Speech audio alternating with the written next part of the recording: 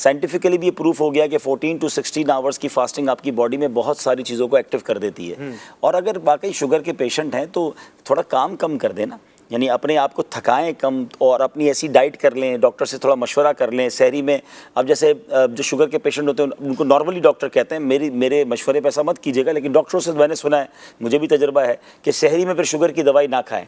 अच्छा, ताकि उससे ये होता है कि शुगर लो ना हो जाए, क्योंकि असल प्रॉब्लम रोज़े वाले को ये होता है, शुगर वाले को ये होता है कि आगे जाके ज़ोहर के बाद या असर के बाद उसकी शुगर लो होने लगती है और अब उसके पास खाने पीने की कोई गुंजाइश नहीं होती है। तो लोग बाज़ औक़ात एहतियात नहीं कर रहे, तो रोज़ा रखना है तो डॉक्टर से प्रॉपर मशवरा करें, अपनी शुगर बताएं तो डॉक्टर आपकी पूरी दवाई को सेट कर देगा। अच्छा। कि जैसे मुझे कहा कि भाई आप सहरी में ना खाएं दवाई, तो फिर पूरा दिन बड़ा अच्छा गुजरता है, तो नहीं खाते। अच्छा, एक दवाई खाना जो है वही आपकी ग्लूकोज जो है, ग्लूकोज जो आपकी आहिस्ता आहिस्ता जाके इफ्तार तक चल रही होती है, आप पूरा कर लेते हैं। तो इस तरह बंदा चाहे तो रख सकता है, बहाने ना बनाए। रोज़ा ना रखने के नुकसानात हैं, उसमें यकीनन वईदे भी हैं, अजाब की बातें भी हैं, लेकिन जो फ़ज़ाइल हैं उससे महरूमी भी तो बहुत बड़ा नुकसान है। ये खुद नुकसान, कितना बड़ा नुकसान है कि हदीस पाक में आता है कि जन्नत में एक दरवाज़ा है जिसको रैयान कहा जाता है, बाबुर रैयान, और इससे वही दाखिल होंगे कि जिन्होंने रोज़ादार दाखिल होंगे, उनके अलावा कोई भी दाखिल नहीं होगा। तो अब ज़रा सोचे कि जो रोज़े नहीं रखता और क़यामत में रोज़ादार उस दरवाजे से जा रहे होंगे, उसको कितनी महरूमी होगी कि मैं भी रोज़ादार होता तो मैं इसके अंदर से जाता ना। इसी तरह अहादीस में ये भी मज़मून मिलता है कि जिसने रमज़ान का रोज़ा रखा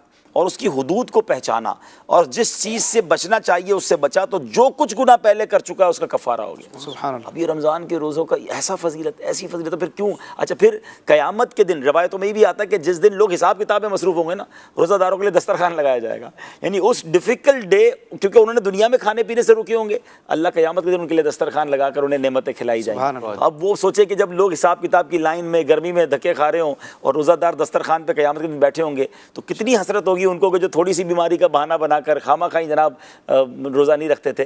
तो एट एनी कॉस्ट कोशिश पूरी करनी चाहिए कि रोज़ा रखें। हाँ, फिर वाकई वर्स कंडीशन हो गई तो जो शरीयत ने इजाज़तें दी हैं, उलमाए किराम से मशवरा करके वो फिर अलग।